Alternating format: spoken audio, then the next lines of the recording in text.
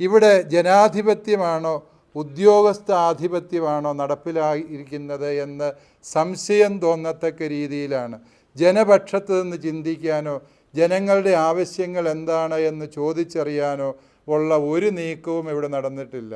നമുക്കറിയാം, ഇതിൻ്റെ ഈ കരട് വിജ്ഞാപനത്തിൽ കൊടുത്തിരിക്കുന്ന നിർദ്ദേശങ്ങൾ അനുസരിച്ച് ഒരു ഫോറസ്റ്റ് ബീറ്റ് ഓഫീസർക്ക് പോലും കേരളത്തിലെ ഏതൊരു വ്യക്തിയെയും എവിടെ വെച്ചും അറസ്റ്റ് ചെയ്ത് കാരണം കൂടാതെ കാണിക്കാതെ അറസ്റ്റ് പോലും രേഖപ്പെടുത്താതെ കൊണ്ടുപോകാനും കസ്റ്റഡിയിൽ വയ്ക്കാനും ചോദ്യം ചെയ്യാനും എന്നേ എഴുതിയിട്ടുള്ളൂ. പക്ഷേ അത് പലപ്പോഴും ചോദ്യം ചെയ്യലല്ല, ഭേദ്യം ചെയ്യലാണ്. വനം വകുപ്പിൻ്റെ കിരാതമായ നടപടിക്രമങ്ങളിലൂടെ ജീവഹാനി സംഭവിച്ച മനുഷ്യരുടെ എണ്ണത്തെക്കുറിച്ച് എങ്കിലും ബഹുമാനപ്പെട്ട വനം വകുപ്പ് മന്ത്രി ചിന്തിക്കേണ്ടതായിരുന്നു. ഇങ്ങനെ വനം വകുപ്പിനെ കയറൂരി വിടുമ്പോൾ ഇന്നാട്ടിലെ പോലീസും അതുപോലെയുള്ള നിയമ സംവിധാനങ്ങളെയും നോക്കുകുത്തിയാക്കി വനത്തിനുള്ളിൽ മാത്രം അധികാരമുണ്ടായിരുന്ന വനപാലകർക്ക് നാട്ടിൽ സകലരുടെയും മേൽ കുതിര കയറുന്നതിനുള്ള ലൈസൻസാണ് ഈ വിജ്ഞാപനത്തിലൂടെ നൽകിയിരിക്കുന്നത്. ഇത് ബഹുമാനപ്പെട്ട മന്ത്രി വായിച്ചറിഞ്ഞിട്ടാണോ ഇത് പ്രസിദ്ധം ചെയ്യാൻ അനുവദിച്ചത് എന്ന് ഞങ്ങൾക്ക് സംശയമുണ്ട്. ജനപ്രതിനിധികളായ പലരോടും ഈ വിഷയം സംസാരിച്ചപ്പോൾ അവരാരും ഈ വിഷയം അറിയുന്നില്ല. ഇത് അങ്ങേയറ്റം ദുഃഖകരമാണ്.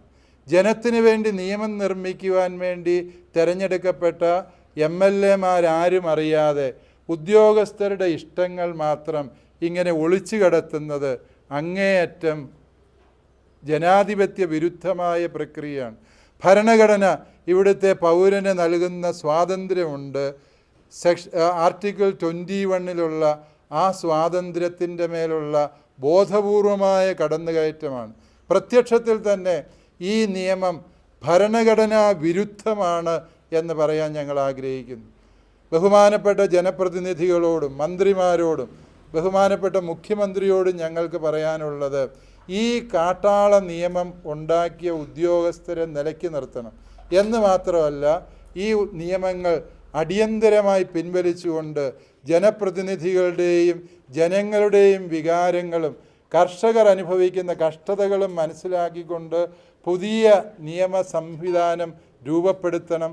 അതിനുള്ള സത്വര നടപടികൾ ഉണ്ടാകണം. വരുന്ന നിയമസഭാ സമ്മേളനത്തിൽ ഈ നിയമം ഗൗരവമായി ചർച്ച ചെയ്യുകയും ഈ തള്ളിക്കളയുകയും ജനപക്ഷത്ത് നിന്നുകൊണ്ട് കർഷകരെ ദ്രോഹിക്കാത്ത നിയമങ്ങൾ ഉടനെ തന്നെ നടപ്പിലാക്കുകയും ചെയ്യേണ്ടതുണ്ട് എന്നതാണ് ഞങ്ങളുടെ സുചിന്തിതമായ അഭിപ്രായം. കർഷകർ ആകെ രോഷത്തിലാണ്.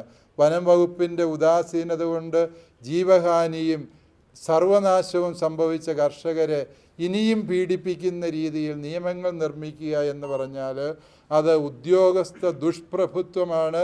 ഇതിനെതിരെ കർഷകർ ഒറ്റക്കെട്ടായി അണിനിരക്കും എന്നുകൂടി ഈ അവസരത്തിൽ ഞങ്ങൾ ഓർമ്മിപ്പിക്കുകയാണ്.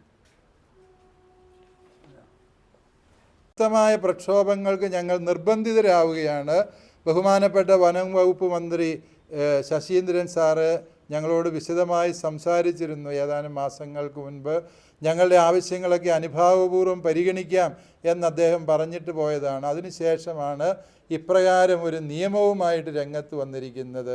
ഇത് എന്ത് അവസ്ഥയാണ് എന്നാണ് ഞങ്ങൾക്ക് മനസ്സിലാകാത്തത്. കർഷകനെ ദ്രോഹിക്കാൻ ഇങ്ങനെ ഉദ്യോഗസ്ഥരെ കയറൂരി വിടുന്ന, സർവ്വ അധികാരങ്ങളും അവർക്ക് വിട്ടുകൊടുക്കുന്ന ഈ വ്യവസ്ഥിതി തിരുത്തി എഴുതപ്പെട്ടേ പറ്റൂ.